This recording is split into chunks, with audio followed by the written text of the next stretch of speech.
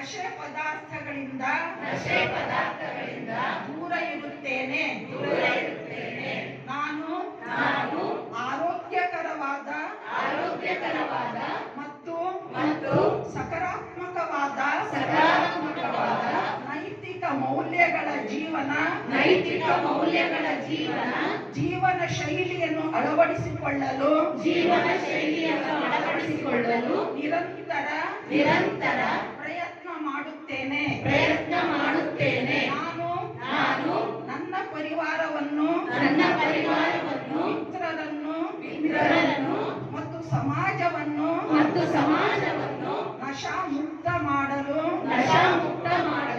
ನಿರಂತರ ಪ್ರಯತ್ನಿಸುತ್ತೇನೆ.